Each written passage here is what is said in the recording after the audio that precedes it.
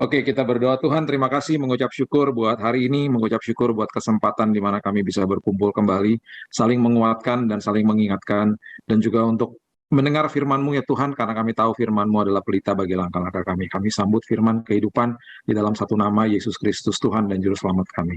Amin. Shalom semuanya. Ibu Eli, stay safe dan healthy di Amerika.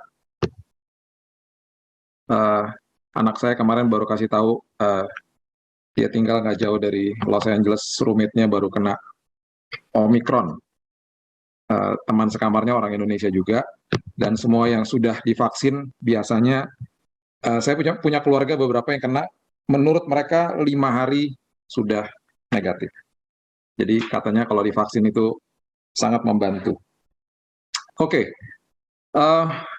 uji kemurnian. Uji kemurnian merupakan sesuatu yang nggak enak, karena kalau diuji itu pasti terjadi yang namanya sebuah perubahan. Dan tidak banyak orang yang suka dengan perubahan, khususnya perubahan yang kita alami pada saat ini yang begitu cepat. Sejak 2 tahun lalu, bulan Maret tahun 2020, kita diperhadapkan dengan sebuah changing atau perubahan yang membuat kehidupan kita betul-betul jadi tidak nyaman. Tetapi kalau kita mau masuk ke dalam sebuah pengertian kemurnian di dalam Tuhan, itu sudah pasti ada bagian yang paling besar dari proses itu, yaitu sebuah perubahan. Itu sebabnya di dalam kehidupan ini, Tuhan selalu membiarkan kita melewati musim demi musim. Kejadian pasal yang ke-8 ayat yang ke-22, firman Tuhan katakan begini. Kejadian pasal yang ke-8 ayat 22. Selama bumi masih ada, takkan berhenti-henti musim menabur dan menuai. Dingin dan panas, kemarau dan hujan, siang dan malam. Ini sebenarnya kalau kita mengerti tentang prinsip musim yang ada di dalam prinsip kerajaan surga, harusnya membuat kita merdeka. Itu sebabnya saya sudah katakan sama teman-teman jemaat juga, selagi melewati perubahan-perubahan dalam musim ini, biasanya kita, lebih tepatnya saya selalu katakan, lebih tepatnya kita katakan saya merasa kehilangan, bukan kehilangan. Karena kita nggak pernah bisa kehilangan apapun di dalam kerajaan surga. Karena kita masuk ke dalam bumi ini nggak bawa apa-apa, pulang nggak bawa apa-apa, kita bukan pemilik dari apapun. Itu sebabnya kita tidak bisa kehilangan apapun sebenarnya, secara status ya. Tetapi nggak apa-apa, bukannya berarti salah mengatakan bahwa oh saya kehilangan pekerjaan misalnya, saya kehilangan income, atau saya kehilangan orang yang saya kasihi karena meninggal karena COVID. 3 kehilangan ini adalah faktor terbesar yang sering dikeluhkan sama banyak orang, khususnya mengalami perubahan di dalam musim ini. Dan kalau kita mengerti prinsip kerajaan sorga secara status, orang-orang yang justru kehilangan pekerjaan, itu sebenarnya Tuhan sedang menggantikan musimnya. Karena penyertaan Tuhan itu cukup. Ada kemungkinan besar posisi dia yang lama, Tuhan mau isi dengan orang yang lain, orang itu sedang dibawa ke dalam musim yang baru. Jadi sekali lagi nggak bisa kehilangan. Betul, nggak apa-apa, sekali lagi nggak apa-apa mengatakan saya kehilangan pekerjaan. Nggak apa-apa, itu ekspresi manusia kok. Dan ada juga orang mengatakan saya kehilangan income, Pak. Saya kehilangan pendapatan. Saya mau katakan bahwa sumber daripada kebutuhan kita adalah Tuhan. Dan pekerjaan usaha kita itu hanya pipa yang Tuhan pakai untuk menyalurkan berkat Tuhan. Dalam bentuk uang, dalam bentuk materi. Kalau ada pipa-pipa yang tertutup, sampai kita bisa mengatakan saya kehilangan penghasilan, sebenarnya siap-siap saja, karena di tahun ini akan ada pipa-pipa yang baru, bahkan sumur-sumur yang baru yang Tuhan akan bukakan, yang airnya akan membual-bual. Jadi tenang aja, di dalam Tuhan, di situ pun Tuhan akan selalu menggantikan dengan hal yang tidak pernah terpikirkan oleh manusia bahkan. Karena sumbernya adalah Dia. Bahkan sampai kepada hal yang sangat ekstrim ketika kita katakan saya kehilangan orang yang saya kasihi karena dipanggil pulang Tuhan. Di Tesalonika dikatakan bahwa janganlah engkau berduka seperti orang yang tidak punya pengharapan. Karena orang-orang yang meninggal di dalam Tuhan, satu kelak nanti kita akan bertemu kembali. Jadi di dalam prinsip yang kita katakan bahwa saya merasa kehilangan pun, sebenarnya kita nggak bisa kehilangan apapun karena Tuhan selalu punya musim, dan Tuhan selalu adalah sumber, dan Tuhan adalah Tuhan yang bertahta, yang selalu memanggil pulang anak-anaknya ke rumahnya Dia, yang dimana nanti satu waktu kita berkumpul kembali. Jadi di dalam proses seperti ini adalah dasar daripada pengertian supaya kita mengerti bahwa saya sedang dimurnikan Tuhan. Yang pertama, ada 5 hal saya mau bagikan, dengan cepat aja, supaya kita mengerti. Pertama, Roma 8 ayat 28, ayat yang sudah sangat-sangat populer, yang kita sudah sering baca.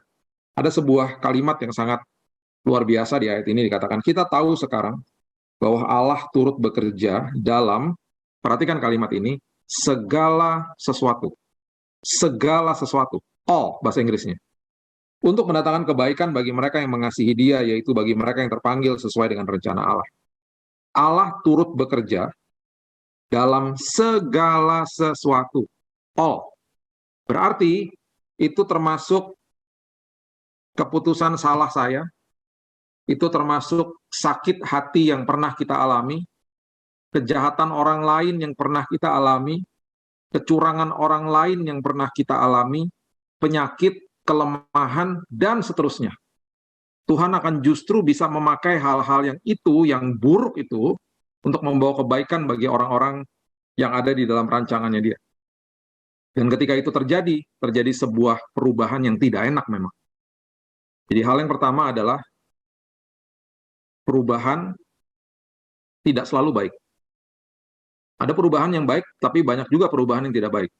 Tetapi kita mempunyai Tuhan yang adalah pakar untuk membuat segala sesuatu yang tidak baik menjadi indah bagi anak-anaknya. Saya ini adalah penikmat chocolate chip cookies. Ada yang suka nggak chocolate chip cookies? Di Indonesia itu dulu ada namanya Mrs. Fields. Udah nggak ada kayaknya ya. Ada lagi namanya Famous Amos. Tetapi chocolate chip cookies yang paling enak di dunia ini adalah buatan istri saya. Menurut saya. Pak Frans, nanti saya bagi ya, satu hari saya bawain. Siapa yang suka coklat akan tergila-gila sama chocolate chip cookies buatan istri saya. Nah, tolong kirimin. Saya ini nggak ada chocolate chip cookies setiap hari. Jadi itu selalu ada stok di rumah saya. Jadi ketika saya siang-siang biasanya pulang dari gym, dan kemudian sebelum saya mulai pekerjaan saya biasanya ada waktu ngopi. Nah, ketika saya ngopi, ya, itu saya selalu makan chocolate chip cookies itu. Dengan kopi pahit saya, kopi espresso saya. Kenapa jadi begitu enak? Karena istri saya menuruti arahan saya. Saya selalu katakan kepada dia, pokoknya kamu harus buat, tujuannya adalah ketika saya gigit chocolate chip cookies itu, coklatnya di mana-mana di mulut saya meleleh-leleh di setiap sudut mulut saya bilang gitu. Harus gitu, tujuannya itu, saya bilang gitu. Jadi akhirnya saya pernah dikasih tahu sama dia, kalau nggak salah ya, takarannya itu kalau nggak salah 200 gram tepung, 500 gramnya itu bahkan coklat. 2 kali lipatnya gitu. Bahkan sampai saya bilang, masukin peanut butter, saya bilang gitu, selai kacang di dalamnya. Wah, jadi rich-nya luar biasa. Nah, waktu istri saya lagi buat, itu biasanya saya suka temenin dia, karena saya suka lihat prosesnya, walaupun saya nggak bisa buat. Itu ada, saya lihat ya, selalu di meja itu selalu ada tepung, ada telur mentah, ada essence vanila, kadang-kadang gitu diketaruh sedikit sama dia. Bahkan kalau dia buat kue, itu ada yang namanya soda kue. Nah, pertanyaan saya, kalau kita mempunyai sebuah pemikiran yang daripada susah-susah buat, udah saya makan aja satu-satu nih, yang mentah-mentahnya toh juga ntar jadi satu di dalam perut gitu ya. Pasti kan nggak enak. Makan telur mentah ya nggak enak. Makan ada coklat chip itu yang ditaruh sama istri saya, itu coklat chip yang black dark chocolate gitu ya. Itu rada pahit memang. Kemudian kalau makan tepung apalagi, mana enak coba. Tapi ketika semuanya itu ditakar dengan takaran yang tepat dan dicampur dengan campuran yang tepat, dimasukin ke dalam oven, dalam waktu yang tepat. Dan ketika bunyi ting gitu ya ovennya, dan ketika coklat chip cookiesnya keluar dari oven panas-panas, mengepul asapnya, dan saya dipanggil sama dia, cepetan sayang makan gitu. Saya buat kopi dan saya makan coklat chip yang masih panas itu. Siapapun telepon saya nggak akan saya angkat di momen-momen itu. Ada 15, ya kira-kira 10-15 menit saya makan coklat chip cookie sambil ngopi. Siapapun telepon nggak akan saya angkat. Karena itu momen-momen kenikmatan bagi saya udah tiap hari gitu. Jadi kalau coklat chip cookiesnya tinggal 3 misalnya ya, saya udah warning, sayang udah tinggal 3 gitu. Oh dia pasti buat. Jadi kalau misalnya ada yang tinggal di Jakarta mau cobain, ya boleh mampir ke rumah. Mau sambil lewat nggak mampir juga nggak apa-apa. Pak, coklat chip pak gitu. Nanti saya bawain ke pagar, langsung pergi drive thru juga nggak apa-apa. Free. Itu yang Tuhan sedang lakukan dalam hidup kita. Kalau kita cuma mencicipi kepahitan, kecurangan orang, wah pasti nggak enak. Nggak enak pasti. Rasanya betul-betul nggak nikmat. Tapi Tuhan pakarnya kok. Itu sebabnya jangan bawa sampah 2021 masuk ke dalam tahun ini. Semua hal-hal buruk, keputusan yang salah, dan lain sebagainya, serahkan kepada Tuhan. Dan Tuhan selalu katakan, pergi dan jangan berbuat dosa lagi. Semuanya Tuhan akan gantikan dan dia akan takarkan menjadi sesuatu yang indah bagi kita. Kejadian 50 ayat yang ke-20, ini adalah sebuah pernyataan daripada Yusuf kepada kakak-kakaknya. Yusuf ini dibuang, Bapak Ibu. Kemudian dia dijual, kemudian dia difitnah, dipenjara, dan bahkan akhirnya dilupakan sama juru minum. Juru minum itu dia sudah kasih tahu ya ketika ditafsirkan mimpinya bahwa kalau kamu keluar nanti jangan sampai kamu lupa sama saya. Tapi dilupakan selama 2 tahun. Tetapi itulah Tuhan. Di dalam waktunya Tuhan selalu dia mempertemukan kita dengan orang yang tepat dan kesempatan yang tepat. Juru minum itu dijebloskan ke penjara, persis bisa satu sel sama dia itu kan nggak kebetulan. Dan akhirnya menunggu waktu walaupun 2 tahun dilupakan sama juru minum. Satu hari di mana ketika raja sedang bermimpi dan tidak tahu mengartikannya, pasti Roh Kudus yang mengingatkan juru minum itu. Karena itu waktunya Tuhan. Di waktunya Tuhan selalu Alkitab katakan kalau sudah genap waktunya, terjadi pasti sama hidup kita. Jadi jangan paksakan waktunya Tuhan. Selalu Alkitab mengatakan kalau sudah genap akan terjadi. Jangan katakan kepada Tuhan dan mungkin kita harus berhenti bertanya, kapan Tuhan? Bagaimana Tuhan? Kemana Tuhan? Kita harus mungkin mengganti semua pertanyaan-pertanyaan itu dengan Tuhan, aku percaya pimpinan. Bayangkan ini semuanya diracik sama Tuhan, dibuang, dijual, difitnah, dipenjara, dilupakan, itu semuanya diracik sama Tuhan. Dalam sekejap, Yusuf menjadi orang berkuasa nomor 2 di Mesir. Yang akhirnya menyelamatkan bangsa Mesir, menyelamatkan bangsa Israel, bangsa-bangsa di sekitarnya, bahkan keluarganya. Itu sebabnya Kejadian 50 ayat yang ke-20 mengatakan, memang kamu telah mereka-rekakan yang jahat terhadap aku. Tetapi Allah telah mereka-rekanya untuk kebaikan, dengan maksud melakukan seperti yang terjadi sekarang ini, yakni memelihara hidup suatu bangsa yang besar. Kamu mereka-rekakan yang buruk bagi saya, tapi Tuhan bisa gantikan menjadi perkara indah. Itu sebabnya apapun yang terjadi secara faktor eksternal di luar sana, yang merugikan hidup kita, tenang aja. Tuhan bisa gantikan menjadi perkara indah dalam hidup ini. Itulah bagian daripada perubahan yang Tuhan sedang berusaha untuk membuat kita mengerti bahwa di dalam bagian perubahan-perubahan yang tidak enak ini, dia sedang memurnikan kita. Yang kedua, perubahan itu selalu membuat kita menjadi seperti dia. Itu sebabnya di ayat yang selanjutnya, Roma 8 ayat 29 mengatakan, sebab semua orang yang dipilihnya dari semula, mereka juga ditentukannya dari semula untuk menjadi serupa dengan gambaran anaknya, supaya ia, anaknya itu menjadi yang sulung di antara banyak saudara. Nah ini yang perlu kita pahami, nanti dibaca di rumah lagi, Roma pasal yang kelima gitu ya, ayat yang pertama sampai ayat yang kelima.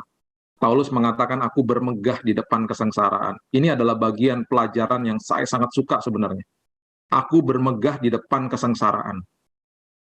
Karena itu akan membuat aku belajar ketekunan. Sebenarnya kalau diartikan begitu. Itu akan memberikan aku kesempatan untuk aku belajar menjadi tekun gitu loh maksudnya. Karena ketekunan itu nanti akan menghasilkan buah. Buahnya adalah tahan uji dan pengharapan yang tidak pernah mengecewakan di dalam Tuhan. Jadi yang namanya kesengsaraan atau sebuah perubahan atau pergumulan hidup itu adalah faktor eksternal yang kita nggak akan pernah tahu kapan terjadi. Bisa terjadi kapan saja. Dan pasti terjadi di tahun ini. Pasti ada perubahan-perubahan lagi yang terjadi yang membuat kita mungkin tidak nyaman. Tetapi selalu aman di dalam Tuhan. Paulus katakan, disitulah kesempatan di mana aku belajar tekun, endurance. Disitulah aku belajar untuk bertahan maksudnya. Karena setelah aku bertahan, itu akan menimbulkan yang namanya tahan uji. Tahan uji itu bahasa Inggrisnya adalah karakter. Karakter seperti Kristus. Dan ketika kita memiliki karakter seperti Kristus, pengharapan kita di dalam Tuhan tidak pernah mengecewakan. Bagaimana bisa Pak pengharapan tidak mengecewakan? Oh iya, apapun yang terjadi saya nggak akan kecewa sama Tuhan. Itu maksudnya.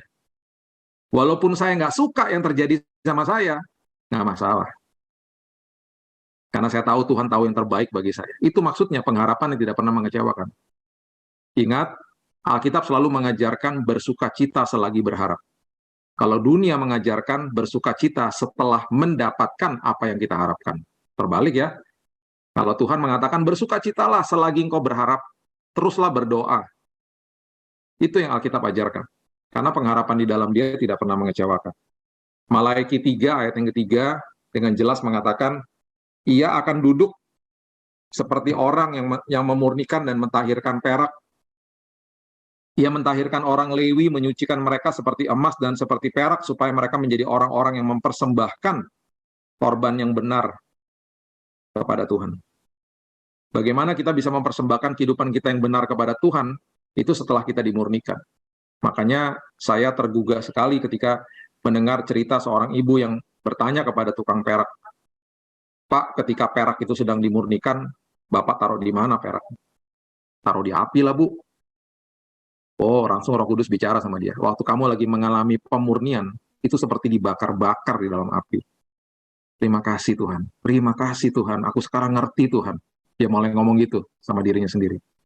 Kemudian dia tanya lagi, Pak, waktu Bapak lagi memurnikan itu, Bapak di mana posisinya, Pak? Oh, saya nggak kemana-mana. Saya pegangin pakai tongkat yang panjang. Roh Kudus bicara lagi, aku juga nggak kemana-mana loh. Waktu aku sedang memurnikan dirimu, aku juga ada di situ mendampingimu. Aku pegang tanganmu. Karena aku tahu itu nggak enak. Kamu sedang kayak rasanya kayak dibakar-bakar lah. Karena lagi dimurnikan kok. Pertanyaan terakhir yang paling luar biasa ketika ibu itu bertanya, Pak, kapan Pak selesai dimurnikan? Bapak tahunya kapan Pak? Oh ya gampang Bu. Kalau saya bisa bercermin di perak itu, saya bisa melihat diri saya sendiri. Selesai pemurniannya. Roh Kudus bicara lagi, ketika aku memandang dirimu dan aku bisa melihat karakterku di dalam dirimu. Seolah-olah seperti aku bercermin ketika aku melihat dirimu. Aku melihat diriku di dalam dirimu. Selesai pemurniannya. Naik dimensi, naik level, naik tanggung jawab. Dan lebih banyak titipan-titipan Tuhan yang Tuhan akan percayakan sama hidup kita. Itulah kemurnian. Dan ujung-ujungnya akan membuat kita makin serupa seperti Tuhan. Yang ketiga, semua perubahan itu adalah ujian daripada karakter dan juga iman kita. Itu sebabnya di 1 Petrus pasal yang pertama ayat yang ke-7 dikatakan bahwa pemurnian itu lebih dahsyat daripada sebuah emas yang fana. 1 Petrus pasal yang pertama ayat yang ke-7 mengatakan maksud semuanya itu ialah untuk membuktikan kemurnian imanmu yang jauh lebih tinggi nilainya daripada emas yang fana, yang diuji kemurniannya dengan api, sehingga kamu memperoleh puji-pujian dan kemuliaan dan kehormatan pada hari Yesus Kristus menyatakan dirinya. Saya suka dengan ayat ini karena dengan jelas dikatakan bahwa ketika kita dimurnikan itu kita lebih dahsyat daripada sebuah emas yang fana. Saya punya teman baik yang merupakan salah satu the best konsultan untuk tambang emas di Indonesia. Top 5 lah. Jadi kalau ada tambang emas biasanya ada 5 orang yang dicari, salah satunya dia untuk konsultasinya. Dia sangat pakar dalam tambang emas. Dan dia berusaha berkali-kali untuk mengajak saya ke tambang emas. Bulan lalu dia sempat mampir ke rumah dan karena teman baik dari kecil. Saya belum sempat, tapi kalau dengar ceritanya dan gambar-gambarnya, saya suka dengerin karena dia mengerti prosesnya dan saya suka dijelaskan secara detail sama dia. Sampai akhirnya bisa mendapatkan logam 99,99% pemurniannya. Nah, kemurnian kita itu 100%. Lebih tinggi makanya nilainya daripada emas yang fana di hadapan Tuhan. Dan itu sebabnya dikatakan engkau akan memperoleh puji-pujian dan kemuliaan dan kehormatan. Karena apa? Ada sebuah kemuliaan Tuhan yang dipancarkan lewat kehidupan kita dan orang-orang akan datang dan memuji dan memberikan kehormatan. Dan di saat itu bukan kita menjadi sombong karena yang dipuji adalah kemuliaan Tuhan yang terpancar dari hidup kita. Itulah kesaksian hidup. Itulah yang namanya sebuah testimoni. We are the walking testimony. Kita adalah orang-orang yang memberikan kesaksian dimanapun kita berada. Dan ketika ada pujian dari orang, kita harus tahu bahwa itu orang itu sedang memuji kemuliaan Tuhan yang terpancar dari hidup kita. Saya nggak pernah lupa satu hari saya ada di sebuah pesawat yang sangat besar, namanya Boeing 777. It's a big plane. Kalau dikonfigurasi tempat duduknya tuh 343. Jadi ada 2 lorong untuk berjalan dan pesawat itu sangat besar. Saya sedang menyusul istri saya dan anak saya yang kedua. Saya sama anak saya yang pertama lagi naik pesawat itu menuju kota namanya Vancouver di Kanada. Dan kami duduk di bagian belakang dan pesawat itu malam hari itu tergoncang sangat keras. Saya cukup mengerti dunia aviasi karena saya suka sekali dengan dunia aviasi. Saya punya sertifikat dari flight simulator dari Boeing untuk menerbangkan sebuah jenis pesawat Boeing 737. Nah, ini Boeing 777 ini lebih besar. Garuda punya beberapa, ada 10, saya nggak tahu sekarang udah dikembalikan atau belum. Nah, waktu pesawat itu goyang dan saya melihat bahwa sayapnya itu goyangnya begitu keras, saya tahu bahwa ini turbulensi ini sangat-sangat dahsyat malam hari itu. Sampai-sampai anak saya yang biasanya tidak takut, dia sampai memegang tangan saya, sampai dia sempat bertanya, "Dedi, ada apa?" Dan saya tahu bahwa pesawat sudah didesain untuk bisa bertahan dalam turbulensi, dan di dalam zaman modern ini tidak ada pesawat yang jatuh gara-gara turbulensi. Tapi bagaimanapun juga di dalam pesawat yang goyang-goyang seperti begitu, ya tetap aja ada rasa cemas lah, nggak mungkin tidak. Karena kita bukan, walaupun rasanya seperti kayak jalan di jalanan bolong-bolong, ini masalahnya kita ada di 12.000 km di atas gitu ya. Jadi kan kalau ada apa-apa yang ngeri juga. Di dalam posisi yang cukup mencekam pada malam hari itu, di bangku sebelah saya, di tengah, ada 2 anak kecil perempuan yang berpegangan sama orang tuanya, sama ayahnya. Dan saya nggak pernah lupa. Mereka tidak tahu bahwa itu sebuah bahaya. Yang mereka tahu adalah mereka duduk di samping ayahnya dan mereka tahu bahwa mereka akan selalu aman. Apa yang mereka lakukan karena pesawatnya goyang begitu keras, mereka berpegangan kepada tangan ayahnya dan mereka mulai bersuara seperti begini, sambil goyang-goyang ya, kayak main ayunan gitu. Saya waktu lihat itu saya tersenyum dan saya bilang dalam diri saya sendiri, wow, memang semuanya ada di dalam pikiran kita ya. Di dalam pikiran saya cemas, di dalam pikiran kedua anak kecil ini, mereka sama sekali nggak cemas, dan bahkan ketika turbulensinya stop, sayanya lega, 2 anak itu tiba-tiba ngomong gini, "Ya, kenapa stop?" gitu. Ya pengen stop lah, masa goyang-goyang terus kan ngeri juga. Cuman mereka tuh nggak ngerti lah. Mereka kan nggak ngerti itu mencekam gitu. Bagi mereka tuh enak-enak aja goyang-goyang pesawatnya gitu ya. Jadi walaupun nanti perjalanan di 2022 goyang-goyang, ya tenang aja. Kita sedang dimurnikan kok sama Tuhan. Kita pegangan aja sama Dia, tenang aja. Kita akan dibawa sampai ke seberang dengan selamat. Amin. Dengan selamat pasti semuanya ya. Kalau perlu lagi goyang-goyang kita ngomong kayak gitu aja, kayak main ayunan aja gitu, tenang aja ya. Yang keempat, perubahan itu selalu mengajarkan kita prioritas. Itu sangat penting, mengajarkan kita prioritas. Nah, yang sangat luar biasa di bagian akhir ini ya, Tuhan itu berbicara selalu sama kita bahwa Dia akan bawa kita ke sebuah tempat. Dia akan bawa kita juga ke ujung 2022 dengan selamat. Nah, di Kisah Rasul pasal yang ke-23, ayat yang ke-11, firman Tuhan katakan begini. Kisah Rasul pasal yang ke-23, ayatnya yang ke-11, firman Tuhan katakan, Tuhan menghampirinya dan berkata, "Kuatkanlah hatimu sebab sebagaimana engkau dengan berani telah bersaksi tentang aku di Yerusalem, demikian jugalah hendaknya engkau pergi dan bersaksi di Roma."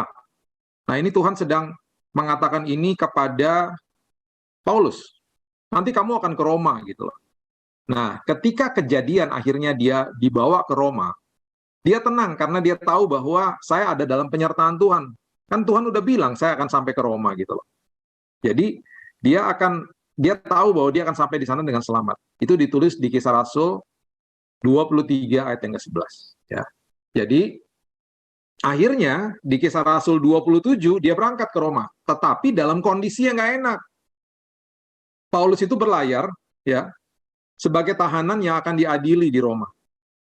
Dan di dalam perjalanan itu ada sebuah perubahan yang luar biasa. Kenapa? Karena ada badai. Ada badai. Tapi karena Tuhan sudah bilang sama dia menjadi orang yang paling tenang di kapal itu. Ada 276 penumpang di kapal itu. Dan kalau kita lihat mapping daripada perjalanan dia, itu ada satu kota yang dimana dia transit. Kemudian dia akhirnya menumpang kapal yang berlayar dari Alexandria, Mesir, yang sedang on the way ke Roma. Nah, dia naik kapal itu. Kapal itu adalah kapal barang. Kapal barang yang membawa gandum. Nah, kapal barang, kalau bawa gandum, kalau bawa apa aja gitu ya, itu tujuannya adalah supaya mereka sampai ke tujuan utama, dan akhirnya ketika mereka memberikan barang mereka, disitulah mereka dibayar. Jadi muatan mereka yang paling prioritas menurut mereka itu memang adalah gandum. Itulah kapal barang itu. Mereka tujuannya Roma, mereka akan unloading di sana semua muatannya, dan mereka dapat bayaran di sana. Tetapi karena ada badai, ada perubahan, prioritas diubah sama Tuhan. Di Kisah Rasul 27 ayat yang ke-18, mulai terjadi perubahan dan mereka mulai akhirnya membuang barang-barang yang ada di kapal. Belum gandumnya, belum. Karena kami sangat hebat diombang-ambingkan angin badai, maka pada keesokan harinya mereka mulai membuang muatan kapal ke laut. Ayat 18. Kemudian Kisah Rasul 27 ayat 38, akhirnya mereka sadar bahwa udah nggak bisa lagi nih. Akhirnya di dalam sebuah perubahan, di dalam sebuah badai kehidupan, kita biasanya diajarkan sama Tuhan sesuatu yang sangat penting. Kita diajarkan untuk mengerti prioritas. Setelah makan kenyang, ayat 38, mereka membuang muatan gandum ke laut untuk meringankan kapal itu. Akhirnya, muatan utama mereka, yang tadinya prioritas mereka, dibuang ke laut. Karena nyawa mereka lebih penting. Ironis ketika melihat jenazah daripada korban kapal Titanic yang tenggelam tahun 1914. Itu banyak sekali yang naik kapal itu betul orang-orang kaya. Jadi sebelum mereka lari ke Skocie untuk menyelamatkan diri, mereka lari ke kamar dulu untuk ngambil barang-barang mereka. Koper-koper mereka yang penuh dengan syarat dengan barang-barang berharga. Akhirnya banyak sekali ditemukan jenazah di bawah laut berpelukan dengan kopernya. Ironis. Orang nggak ngerti prioritas. Di dalam sebuah kisah yang menggugah hati saya adalah sebuah cerita kisah dari seorang teman-teman saya. Temannya teman saya. Dia baru membeli mobil baru, warna hitam metalik. Dan setiap hari dia mencuci mobilnya. Dan anaknya yang masih 5 tahun selalu melihat papanya mencuci mobil barunya. Satu hari, papanya pulang, mobil terkena hujan, dan mobilnya kotor. Karena papanya capek gitu ya, langsung masuk kamar dan istirahat. Sebelum sempat menyuci mobil. Anaknya ini yang masih 5 tahun, berinisiatif untuk membantu bapaknya. Jadi dia melihat dan dia ingat papanya itu pakai ember kalau nyuci mobil, dia mulai isi ember dengan air sabun. Kemudian dia berusaha mencari gosokan buat gosok mobilnya. Dia nggak ketemu. Dan mungkin dia terpikir bahwa mama kalau di dapur, kalau lagi gosok-gosok dandang, pakai serabut kawat, itu bersih. Aku pakai itu aja. Dia ke dapur, dia ambil serabut kawatnya, dan dia mulai gosok itu mobil. Dari depan sampai belakang. Dan ketika sudah selesai, dia siram sama air. Anak itu berteriak. Karena yang dia lihat adalah mobil itu dari depan sampai belakang baret semua. Penuh dengan baretan. Ayahnya terbangun, ayahnya pun berteriak. Dan di momen itu, ketika dia memberikan kesaksian, dia katakan, saya hampir pukul anak saya. Tiba-tiba ada suara, dia percaya itu pasti suara Roh Kudus, mengatakan, jangan pukul anakmu, jangan lihat perbuatannya, lihat hatinya. Kalau kamu pukul anakmu, luka di hatinya dia, itu akan lama disembuhkan. Mobilmu itu tidak lebih penting dari anakmu. Prioritasmu adalah anakmu. Mobilnya bisa dibetulin. Akhirnya dia berpelukan dengan anak itu dan dia menangis, anaknya pun menangis. Anaknya menangis karena menyesal, papanya menangis karena mobilnya baret. Kasihan, dua-duanya kasihan. Tetapi ada sebuah kisah yang indah di sini. Ketika di dalam sebuah perubahan seperti itu, kita belajar prioritas. Kita mengerti bahwa, oh ini toh Tuhan. Waktu saya terbaring sakit tahun 2019, saya diingatkan sama Tuhan, kenapa kamu tutup kelompok sel kamu di rumah? Saya percaya Tuhan, terima kasih. Banyak hal yang saya diingatkan sama Tuhan. Dan akhirnya salah satu yang saya lakukan adalah saya membuka kembali kelompok sel saya. Dan tanpa saya duga sebelum pandemi, Tuhan mengirimkan 9 orang. Totalnya ada sekitar 20 orang yang datang setiap hari Rabu malam. Dan ada 9 orang yang Tuhan kirimkan dari orang-orang yang baru terima Yesus. Dan di mana kami punya kesempatan untuk mementor mereka. Setiap hari Rabu kami sudah Zoom sekarang, baru kemarin kita on-site lagi, dan pertumbuhan terjadi di situ. Prioritas, kita belajar prioritas. Yang terakhir, di dalam sebuah perubahan, dalam kemurnian ini, kita belajar untuk betul-betul mengerti janji Tuhan dan paham bahwa apapun yang Tuhan berikan dan janjikan itu adalah ya dan amin. Yang seperti dia katakan kepada Paulus, akhirnya Paulus menjadi orang yang paling berani di kapal itu. Berbeda dengan murid-murid Yesus. Markus pasal yang keempat, ayat yang ke-35, dikatakan begini. Pada hari itu, waktu hari sudah petang, Yesus berkata kepada mereka, marilah kita bertolak ke seberang. Kalau Yesus yang berkata, marilah kita bertolak ke seberang, itu berarti kita pasti sampai ke seberang dengan selamat. Betul atau betul? Kalau saya sama Pak Frans yang katakan, marilah kita bertolak ke seberang, saya nggak bisa, saya nama Pak Frans nggak bisa kasih jaminan bahwa kita akan sampai ke seberang dengan selamat. Itu hanya ajakan namanya. Tapi kalau Yesus yang berbicara, itu bobotnya adalah ya dan amin. Kalau Yesus yang berbicara, itu adalah firman. Nah, harusnya murid-muridnya paham. Jadi kalau Yesus bilang marilah kita bertolak ke seberang, itu pasti ada maksud yang luar biasa. Nah, perhatikan. Yesus ini 100% manusia dan 100% Tuhan. Secara manusiawi, dia ada kemungkinan besar dia memang capek dan letih. Itu sebabnya kenapa dia berfirman dulu, karena dia tahu sebentar lagi akan ada badai dan dia mau tidur. Dia tahu nggak akan ada badai? Ya tahulah.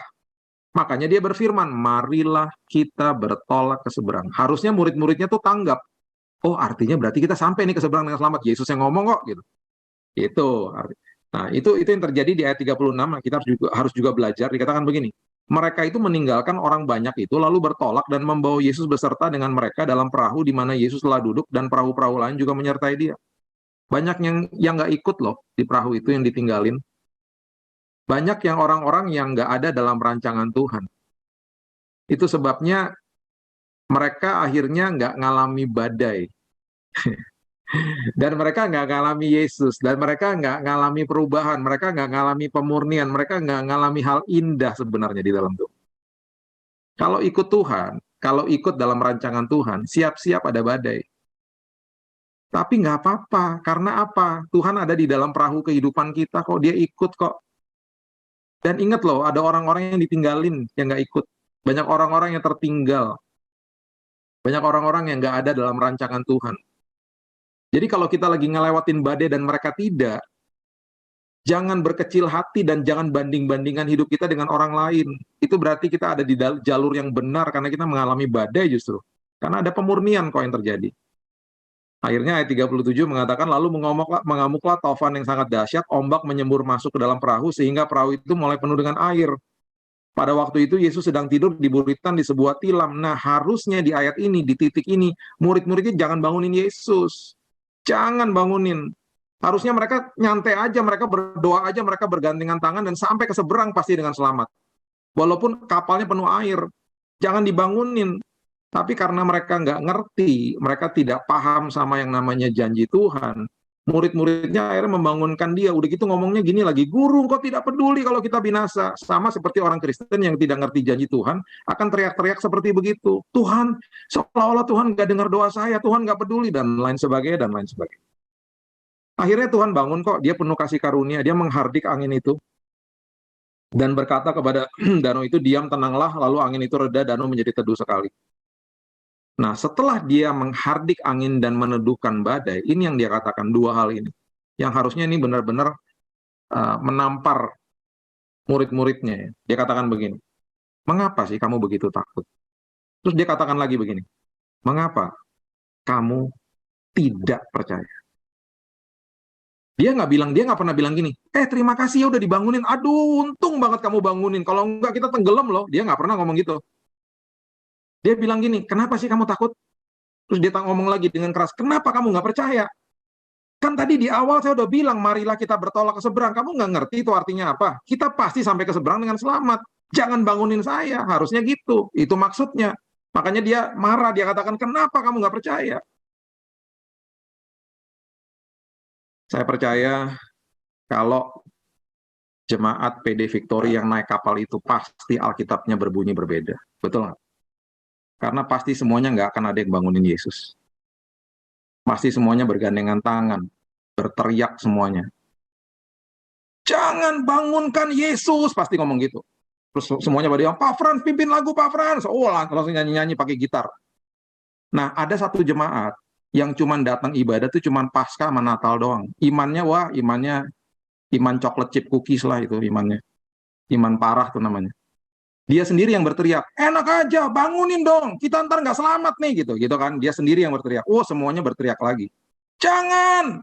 Tadi Yesus sudah katakan, marilah kita bertolak ke seberang, yang artinya adalah semuanya rame-rame ngomong, kita pasti sampai ke seberang dengan selamat. Semuanya ngomong gitu. Ombak udah menyembur masuk. Udah penuh sama air. Dan Alkitab berkata, akhirnya jemaat PD Victory dengan Yesus sampai ke seberang dengan selamat. Dan di situ baru Yesus bangun. Dan ketika dia bangun, dia katakan, hai jemaat PD Victory, besar imanmu. Luar biasa engkau. Engkau mengerti janji-janji itu. Itu yang saya rindu untuk kita katakan. Dan Tuhan katakan kepada kita di ujung tahun ini. Bahwa besar iman kita. Bahwa kita tahu bahwa walaupun kita mengalami badai, walaupun air menyembur masuk, Tuhan ada di dalam perahu itu bersama-sama dengan kita. Itulah bagian daripada kemurnian. Tidak usah takut. Di dalam pemurnian iman pasti terjadi perubahan demi perubahan. Tuhan adalah pakarnya untuk menjadikan hal-hal buruk membawa kebaikan bagi kita. Kita akan diubah menjadi serupa seperti Dia. Iman kita akan bertumbuh. Dan kita akan mengerti prioritas. Dan kita akan mengerti janji Tuhan. Ada 7.000 lebih janji Tuhan di dalam firman Tuhan. Dan itu pasti ya dan amin bagi kita semuanya. Mari kita berdoa. Tuhan, terima kasih buat malam hari ini. Mengucap syukur buat janji firman Tuhan, buat setiap kami. Terima kasih Tuhan buat proses pemurnian bagi setiap kami. Aku percaya ya Tuhan, dalam apapun yang kami sedang lewati pada saat ini dan akan lewati tahun ini. Kami percaya perubahan demi perubahan itu akan memurnikan kami. Karena proses pemurnian selalu terjadi perubahan. Kami akan dimurnikan yang tadinya kami mungkin jadi bagian dari sebuah tanah, tapi akhirnya kami menjadi sebuah pribadi yang sangat mulia di hadapan Tuhan.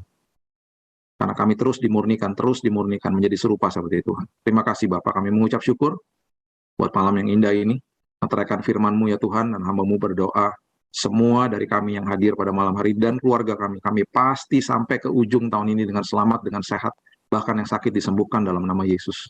Pemulihan terjadi, pertolongan terjadi Tuhan. Terima kasih Bapak. Di dalam satu nama Yesus Kristus, nama yang indah, kami sudah berdoa. Amin.